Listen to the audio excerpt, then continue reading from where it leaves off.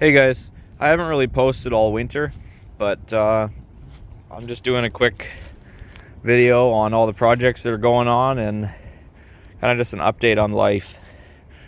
So starting off, we have the Craftsman. I haven't really documented this very well, but as it sits right now, it's got a 6-speed footy transmission in it, which is flipped and re-greased and fully rebuilt. And then on top of that, I have a 16 horse opposed twin inside this thing, and that's running good. This thing goes around 55 kilometers an hour right now. Still a few steering adjustments I gotta do. I've replaced this bushing probably 5 times and it just does that. So driving it's not very fun because of that. Moving on, we have the Honda CRF 100 with XR plastics. This thing, I kind of got it as a bundle from my brother with some other stuff.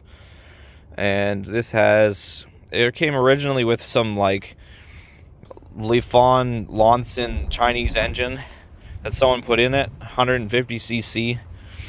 And it's got a wheel from a Honda XR70, which as you can see is not very well proportioned. And I plan on going and putting that Chinese engine back in just to ride it around.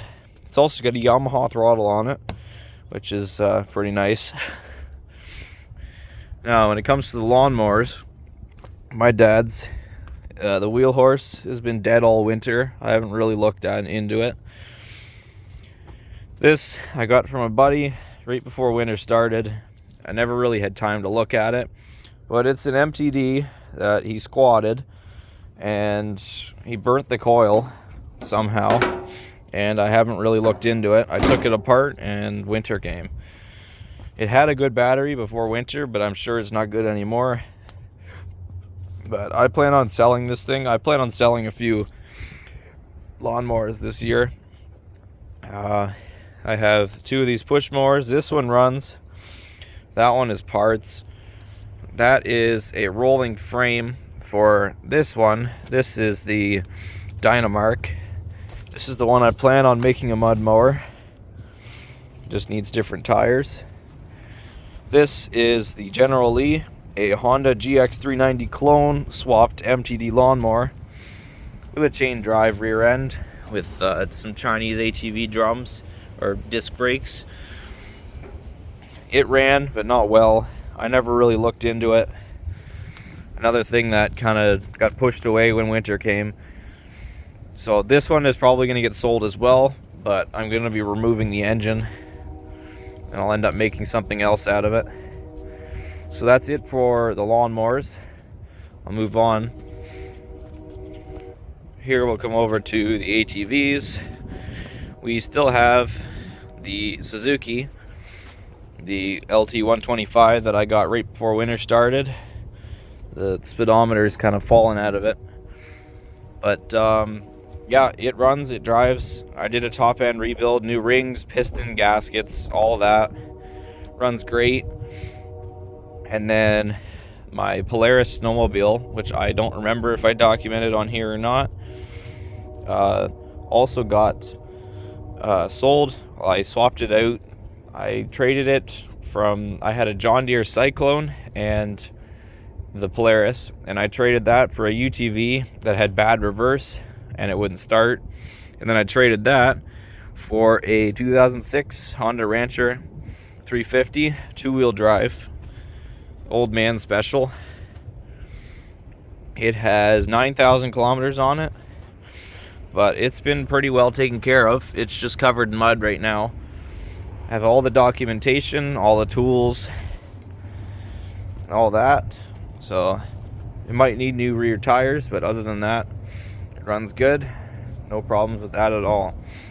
Now I've sort of got into the vintage scooter market, and I'll show you theirs here in a minute. So here's one of the scooters. Here, this is a 1996 Honda Elite CH80 with 4,999 92 kilometers on the engine. Now the story on this one is I got this one. It sat for 15-20 years out in the sun. The plastics were faded. I ended up hitting them with a polishing gun and they cleaned right up, but the motor was toast. So I took the motor all apart and couldn't find any parts for it whatsoever. So it sat without a motor in it for most of the winter. And up until 2 weeks ago, when I went and bought a frame from a red 86 Honda CH80, which is sitting in there. That is the frame, and that's how I got it. And then I have this bucket, which has all the old engine parts and the wiring harness and the seat from this one. Right now this one has what's left of the engine from the other one, just so I can roll it around. I need that tire. This one's an 86, mine's a 96. This one had a good engine, so I swapped the whole thing over. It was only 3 or so bolts, and now this one runs and drives. All it needs now is brakes. So originally it had 3,000 kilometers on it, but this speedometer came from the other bike, so I can get an accurate reading of how far the motor has driven. That's all that matters really to me. And then, as you probably saw in there as well, there is a Suzuki dirt bike. This is a Suzuki PE or Enduro 250. It runs and drives, but the throttle is messed up. There's a few other weird things that are wrong with it, and I can't get any parts for it, so it's probably going to get put up for sale as well. Yeah, not much going on with this one. I drove it once and that was it. I have one more moped I'll show you guys, and it's even more rare than the Honda. Here's the other moped. This is a 1983 Yamaha Salient, which I believe is a Japanese model of the Yamaha Riva, which was more popular in North America. This one only has 3,964 kilometers on it. This one runs and drives. I put a brand new carburetor on it because it was missing one when I got it. This one is for a Honda Jog because they don't make Yamaha Salient carburetors in Canada.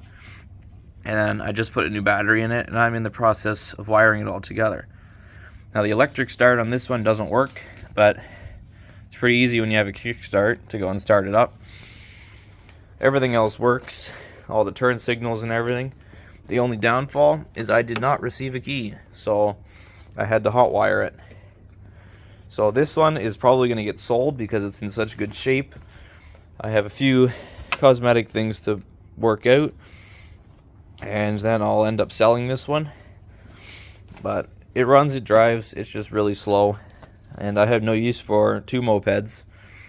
I might be trading it for a Honda Spacey 250 or the Elite 250, which is a more popular moped from the 80s. So that's it for the mopeds. And then I have one last thing.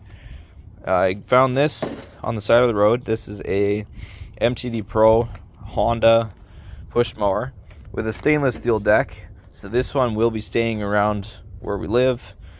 I don't plan on selling this one because the fact that it's stainless steel, so it'll be rust free. Our main Honda mower is starting to rot out, but we've had that one for 19-20 years now. This one will stay around for probably just as long. All it needs is a wheel height adjuster and the kill switch, kill cable arm. It does run, it does cut. So that's it for today's video. That's all the projects. I hope to post more soon. The Elite will have its own dedicated video. So that's it, guys, and thanks for watching.